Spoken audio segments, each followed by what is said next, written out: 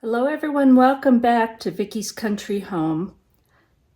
I have just been swamped with work. It's been a very challenging few months with work, and I'm trying to slow that down, but it takes time. But at the same time, it's harvest, and most years in Nevada, there's not huge amounts, especially all at once, but because of our very wet winter and spring, not to mention more rain than we normally get in the summer,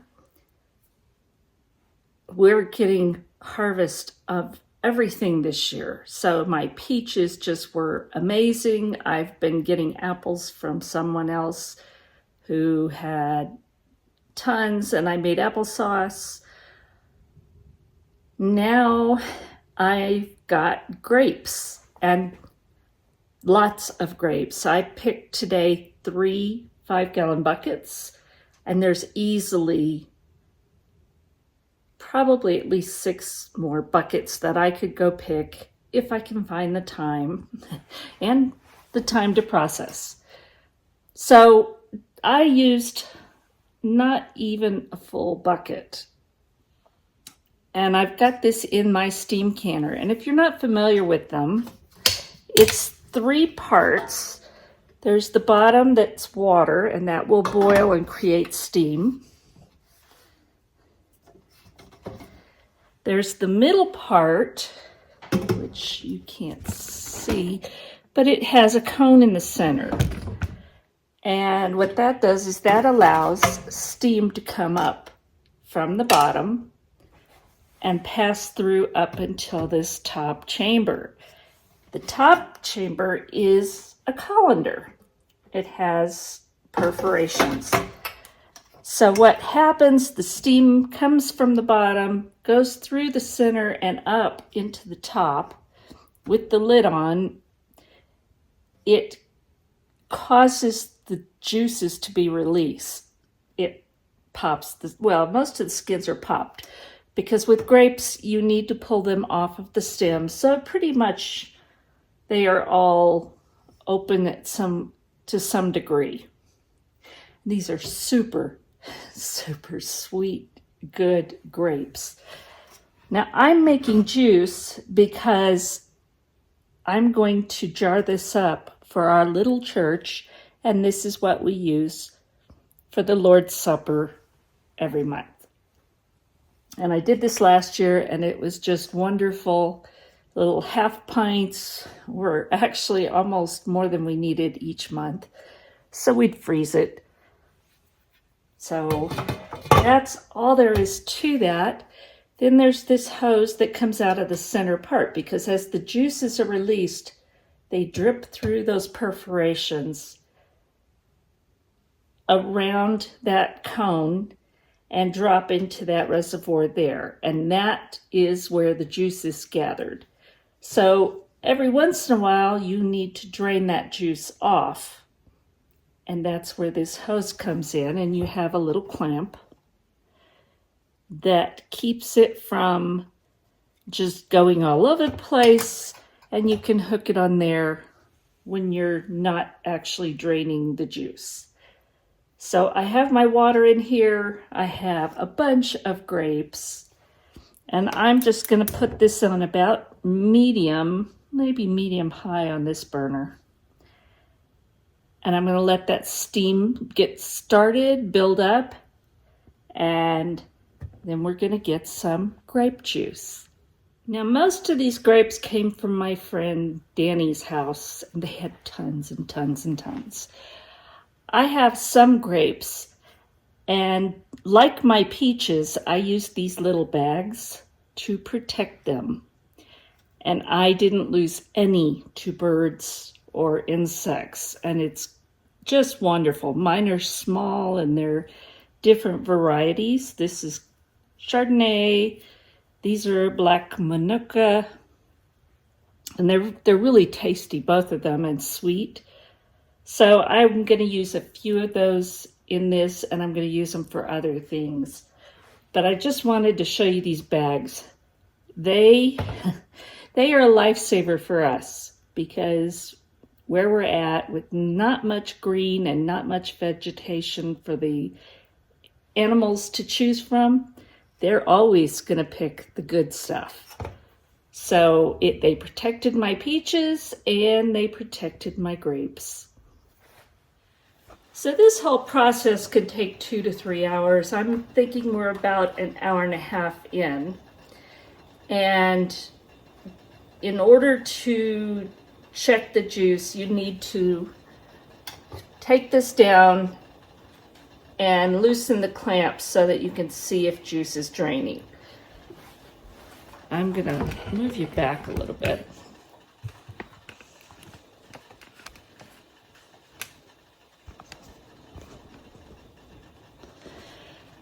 So I've already done that, and you need to have a pot that's lower than all of this, and this can hang down into. So I have a stool here that it's sitting on, and when I open the clamp by squeezing on it like that, you can see that the juice comes out. And so I've taken out all the juice that is in the bottom.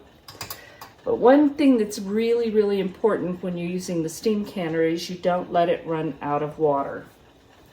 So I have a kettle over here boiling, and I'm going to move this off so that I can add more water to the bottom of this.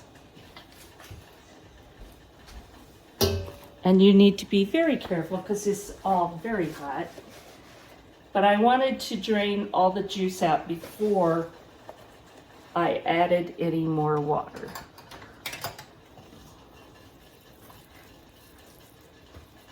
And the water's gone down by about half. So it's just something to be very mindful of.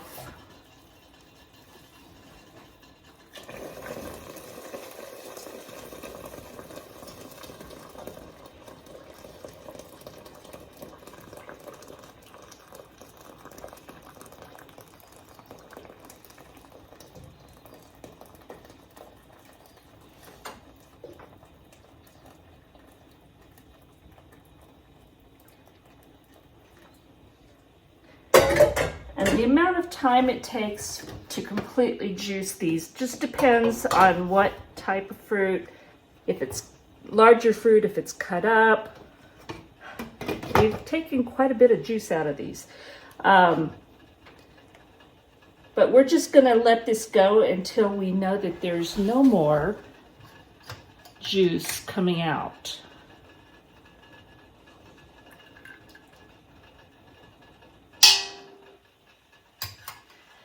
So I'm going to let this keep going. I'm going to put this pot with the juice that I've drained out over here and put it over a very low heat. And that's what I've gotten so far.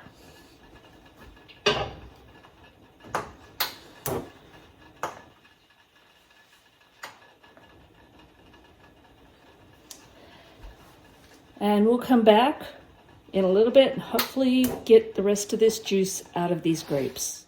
This took about 2.5 hours, and then I just turned it off and let it sit. And I'm going to show you what this looks like. That's what the grapes look like when they're finished. Now these are going to go in my compost bin.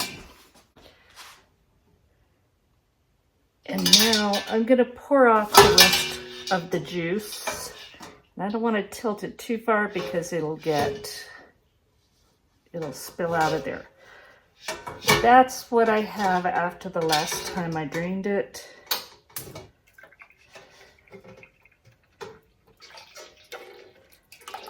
So I'm going to just get the rest of this out.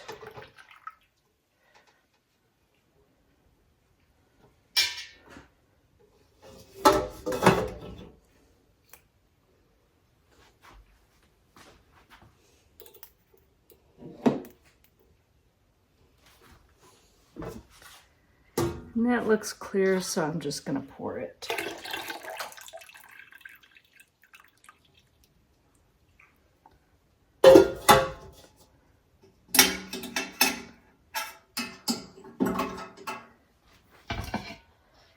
And this is what I've got as far as grape juice. Now I'm going to put this over heat, keep it warm, and I'm going to get my steam canner set up. And if you don't have a steam canner, use water bath. And then I'm going to get this in jars. I have my jars heating up in the steam canner. And I have all my utensils set up here. My lids are in warm water, and I've got the juice over very low heat. I'm going to start getting this juice in the jars. I can this in half-pint jars. And the reason for that is if it were for Brian and I, we don't need a lot anyway. But as this is for our church, we're a very small church, and the Lord's Supper, you just take a small amount. So normally half pint is plenty. Sometimes we have leftover and then it goes in the freezer. So I'm just going to fill my half pint jars, and we want 1/4 inch headspace.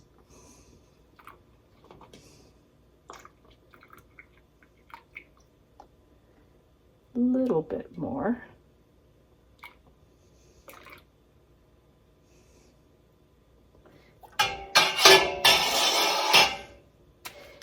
Now the way you tell 1/4 inch is, first of all, if you have one of these tools, it's this very first notch is 1/4 inch. And I'm not quite up to that point. Close.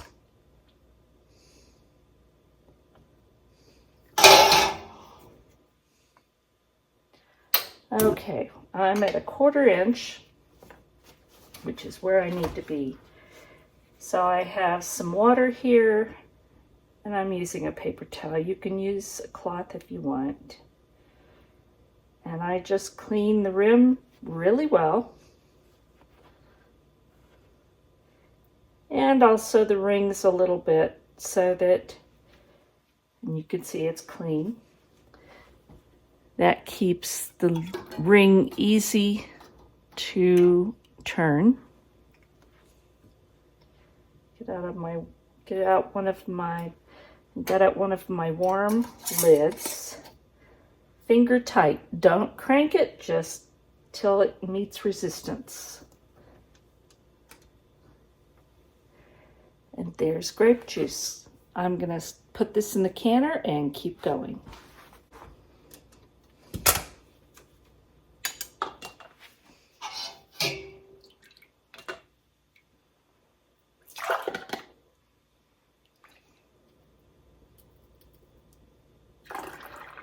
Now, you could add sugar to this if you wanted to.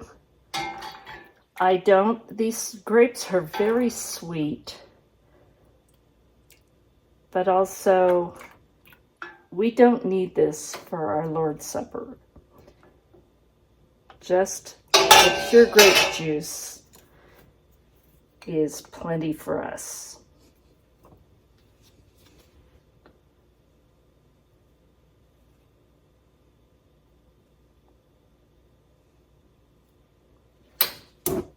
Okay.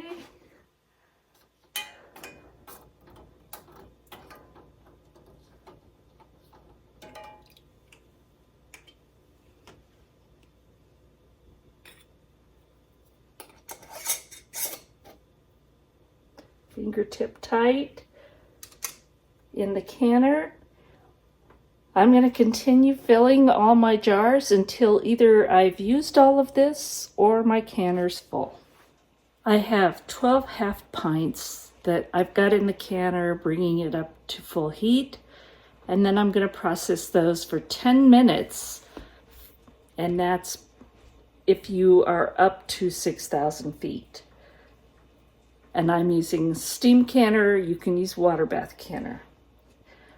I had almost exactly a pint and a half of juice left. I'm not going to waste that. Tomorrow I'm probably going to make grape jelly. So I'll put this in the refrigerator overnight after it cools a little bit. I'm not going to do that yet. So this will go in the refrigerator. I'm going to process for 10 minutes and then slowly let those jars come to room temperature. And then we will have 12 half pints of grape juice that will be used for our Lord's Supper. The timer just went off. It's been 10 minutes. I'm turning the heat off. I'm going to let it sit just like this for 5 minutes. Then I'm going to come back and lift the lid just slightly and leave it like that for another 5 minutes. I'll see you in 10 minutes. It's been a total of 10 minutes, and this is how I left the lid, just kind of tipped over. And what that does is that allows the jars to gradually come down from such a high heat into room temperature. It's not a shock. And then you don't get the evacuation where you have leaking out of your jars. And I very seldom have that happen because I give the jars time to do that. So there it is. I'm going to take these out. I don't see any color in the water in the pot, which is a good sign.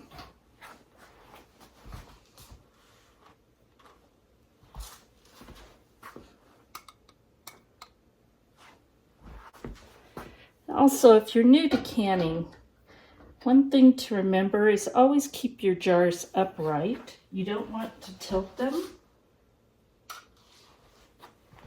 until that seal is completely formed. You're better keeping those jars completely upright,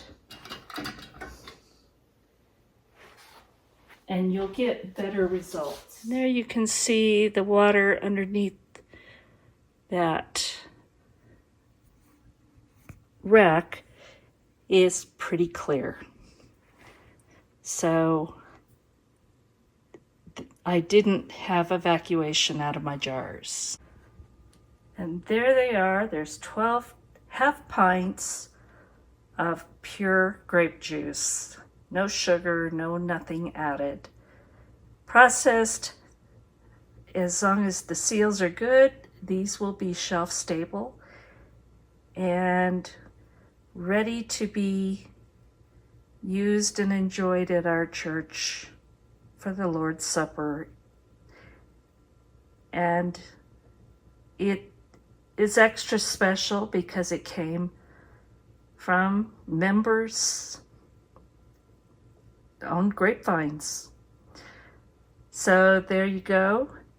Thank you for watching, and God bless.